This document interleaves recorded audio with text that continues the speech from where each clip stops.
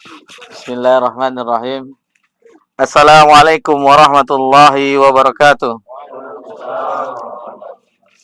Allahu akbar, Allahu akbar, Allahu akbar, Allahu akbar, Allahu akbar, Allahu akbar, Allahu akbar, Allahu akbar, Allahu akbar. Walillahil hamd. Alhamdulillah hamdan katsiran thayyiban mubarakan fih. Kama yuhibbu rabbuna wa yarda. Asyhadu an la ilaha illallah wahdahu la syarikalah. Wa asyhadu anna Muhammadan abduhu wa rasuluh sallallahu alaihi wa ala alihi wa man sara ala nahjih wa tamassaka bi sunnati ila yaumiddin wa salaman tasliman katsira. Amma ba'd. Alhamdulillah, di malam yang berbahagia ini kita akhuna Nanda hafizallah taala, alhamdulillah, yang tak memberikan kita wejangan. Mudah-mudahan Allah Subhanahu wa taala memberikan keberkahan bagi beliau dan keluarga.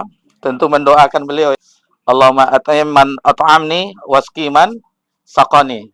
Jadi mudah-mudahan Allah memberikan beliau makanan karena telah memberikan kita makanan semuanya, dan beliau minuman karena telah memberikan kita minuman semuanya. Amin. Kemudian kita di tanggal 13 sekarang ya, sudah masuk di hari tasyrik yang terakhir, tanggal 13 Zulhijjah 1447 Hijriah, 29 Mei 2026 Masehi. Alhamdulillah, itu dengan kitab keridhaan Allah Subhanahu wa taala tentunya. Kita berjumpa karena Allah dan berpisah karena Allah Subhanahu wa taala. Dan di hari tasyrik juga, ayyamut tasyrik, hari-hari tasyrik adalah ayyamu aklin wa surbin, hari makan dan minum. Jadi haram bagi seseorang untuk berpuasa di hari-hari tasyrik dan mengagungkan Allah Subhanahu wa taala.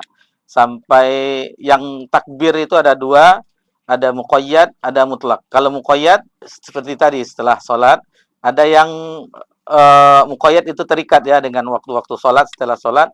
Ada yang mutlak kapanpun. Seperti di awal Zulhijjah sudah dimulai ya. Setelah masuk awal Zulhijjah itu sudah dimulai kita memperbanyak takbir kepada Allah Subhanahu wa taala, mengagungkan Allah Subhanahu wa taala di hari-hari yang mulia, di hari-hari yang mulia. Cuman kalau kita lihat saudara-saudara kita yang haji sekarang, mereka berkumpulnya bukan di rumah Bang Nanda ya. Tentunya di tenda Mina. Jadi selain mempererat ukhuwah, kita bercita-cita juga bersama-sama untuk bisa berangkat haji. Karena haji itu rukun Islam yang kelima. Haji bagi yang mampu tentunya.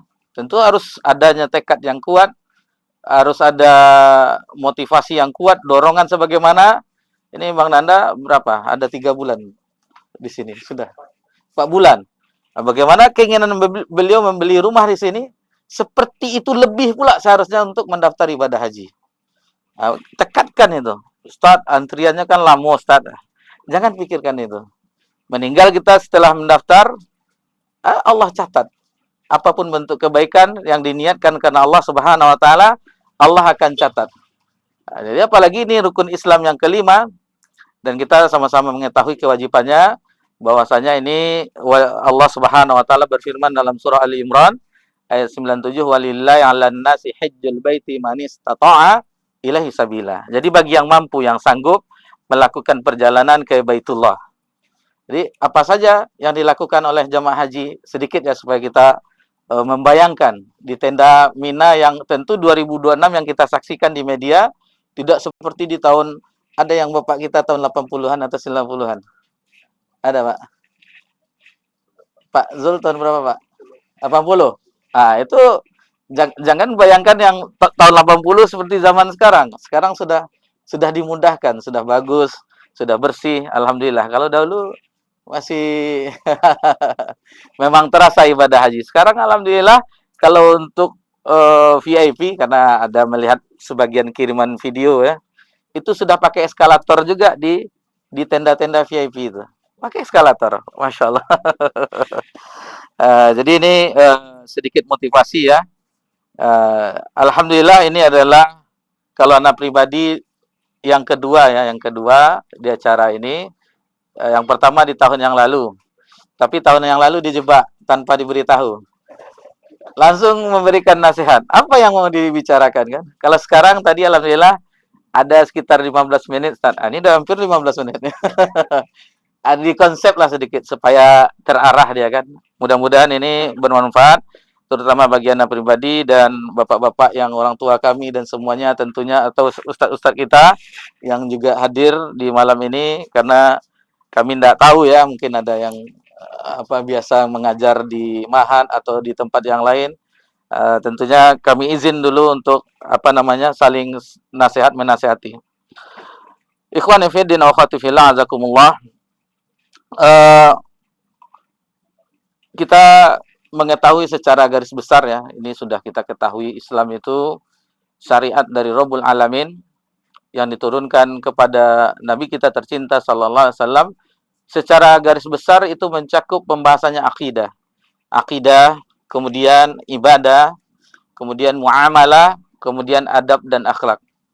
Tadi sudah diminta ya. Jadi fokus kita yang terakhir, adab dan akhlak ini.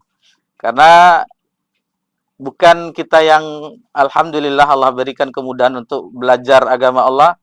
Semuanya, hampir seluruh lini. Mulai dari orang-orang yang di kampus, di perkantoran, sampai ke lapisan masyarakat.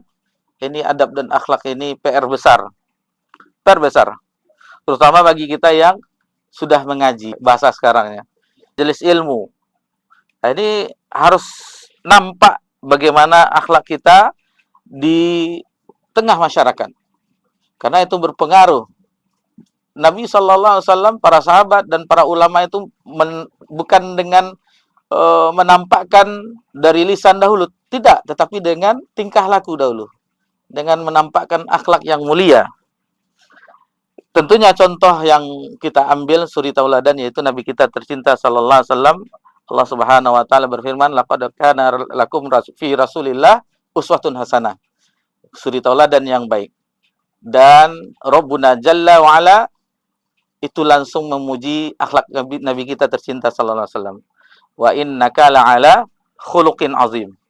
Sesungguhnya engkau memang memiliki akhlak yang mulia, yang agung. Al-Hafiz Ibnu Katsir rahimahullah taala membawakan riwayat dari Ummul Mukminin Aisyah radhiyallahu anha tentang akhlak Nabi SAW. Kana khuluqul Quran. Adalah akhlak Nabi kita tercinta sallallahu alaihi wasallam adalah Al-Quran. Apa yang ada di dalam Al-Quran perintah, itu Nabi pertama kali melakukannya. Dan apa yang berupa larangan, Nabi yang pertama, yang paling takut untuk melanggarnya. Itu Nabi SAW. Bayangkan, akhlak Nabi SAW adalah Al-Quranul Karim.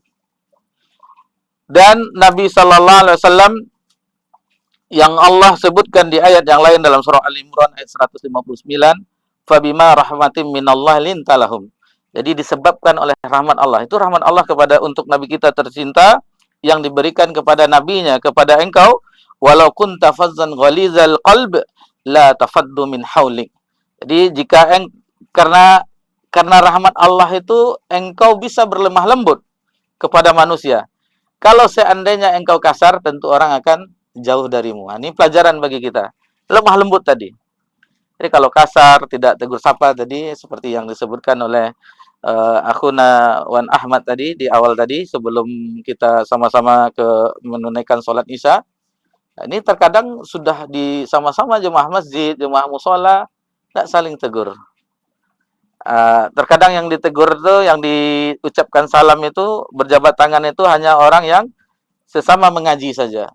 Orang-orang tua yang lain, orang-orang yang sepuh yang lain, atau jemaah yang lain, itu tidak diucapkan salam atau tidak berjabat tangan. Ini tidak boleh.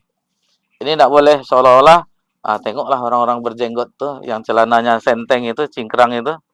Tidak mau negur dia. Ini PR juga bagi kita.